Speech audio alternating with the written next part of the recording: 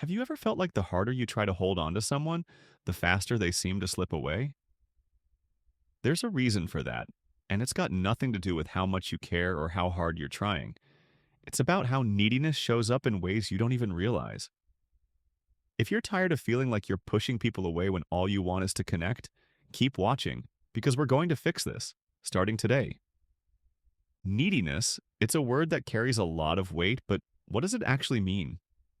It's not just about texting someone too much or wanting to spend every waking moment with them. It's about a mindset. Neediness stems from a place of scarcity, a fear of loss, or an inability to feel whole on your own. Imagine carrying a bucket with holes in it, always looking for someone else to fill it up for you. That's what being emotionally needy feels like. And it's exhausting, not just for you, but for the people around you. The first thing to understand is that neediness isn't a flaw, it's a signal. It's your mind and body telling you there's something deeper that needs attention. You're not needy because you're weak or unworthy. You're needy because there's an imbalance somewhere in how you view yourself or the world around you. And here's the good news, it's fixable. But before we dive into solutions, think about this. Have you ever wondered why independence is so attractive? It's because it signals strength, self-sufficiency, and the ability to bring value into a relationship, rather than take from it. When you shift from a needy mindset to a self-assured one, everything changes. Your confidence, your relationships, and the way people see you. The first step to stop being needy is to shift your focus inward. Think about it. How often do you catch yourself obsessing over someone else's actions? Waiting for their text, overanalyzing their tone, or replaying conversations in your head?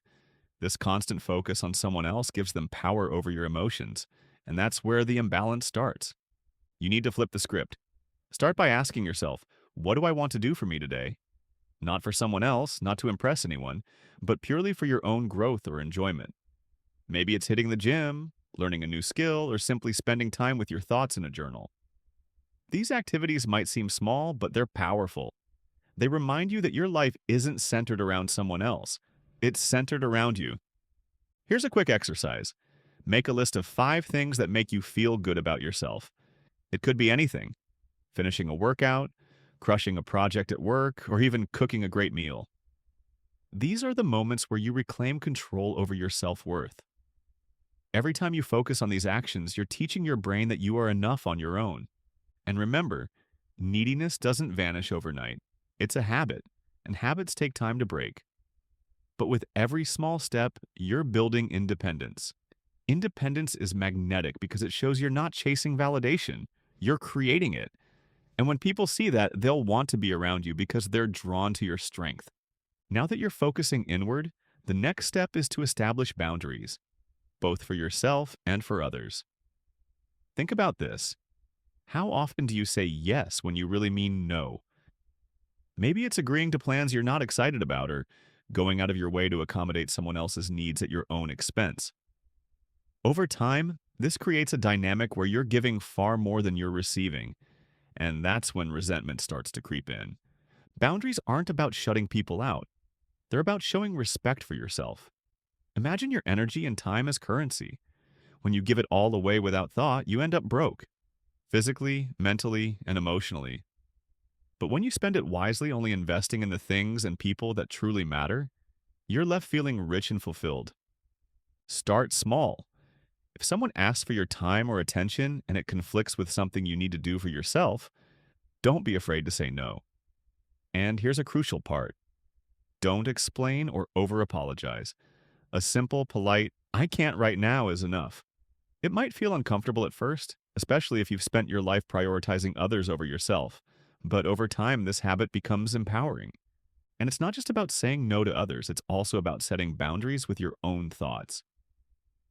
When you catch yourself spiraling into anxious overthinking, why haven't they texted back? Did I do something wrong? Pause and redirect. Remind yourself, their actions don't define my worth. My time and energy are too valuable to waste on things I can't control. The more you enforce these boundaries, the more respect you'll command. Not just from others, but from yourself. And that self-respect is a game changer. People are naturally drawn to those who value their own time and energy because it signals confidence and self-assurance. Now let's talk about emotional detachment, not to be confused with apathy. Emotional detachment isn't about not caring. It's about caring in a way that doesn't consume you. One of the biggest mistakes men make when dealing with neediness is tying their happiness to someone else's approval. If they're happy with you, you're happy. If they're distant or upset, your entire mood crumbles. That's not connection, it's dependency. The key to emotional detachment is learning to hold space for yourself.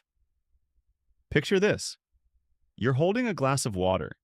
If you grip it too tightly, your hand cramps and you spill it everywhere.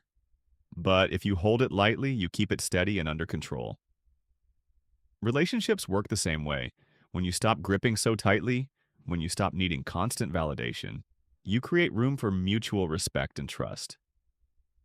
Here's how you can practice this. When you find yourself feeling anxious or overly focused on someone, take a moment to check in with yourself. Ask, why am I feeling this way? What am I afraid of losing? Most of the time, that fear stems from a deeper insecurity, a belief that you're not enough or that you need them to feel whole. Recognizing this pattern is half the battle. Once you see it, you can start shifting your energy back to yourself. Meditation and mindfulness are incredible tools for this. They teach you how to sit with uncomfortable emotions without letting them control you.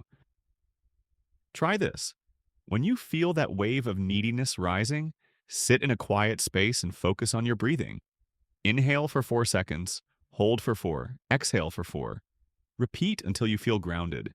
You'll be amazed at how much power this gives you over your thoughts and emotions. Detachment also involves embracing the idea of impermanence. Nothing in life is guaranteed, not relationships, not jobs, not even tomorrow. When you accept this, you stop clinging so tightly to things or people. Ironically, this mindset makes you more attractive because it shows you're confident enough to let go of what doesn't serve you and move forward with strength. The final piece of the puzzle is consistency. You can't just implement these strategies once and expect your mindset to shift forever. It's a practice, something you need to nurture daily. Think of it like working out. You don't hit the gym one time and call it a day.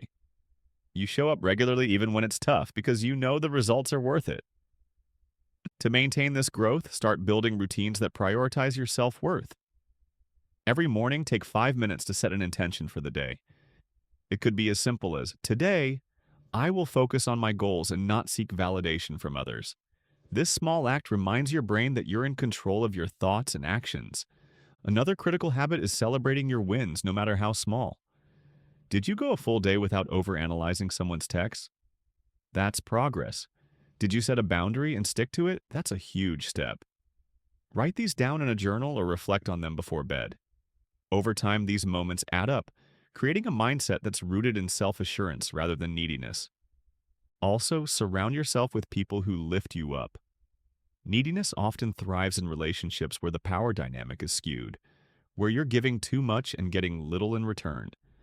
Instead, seek out friends, mentors, and partners who value you for who you are, not for what you can do for them.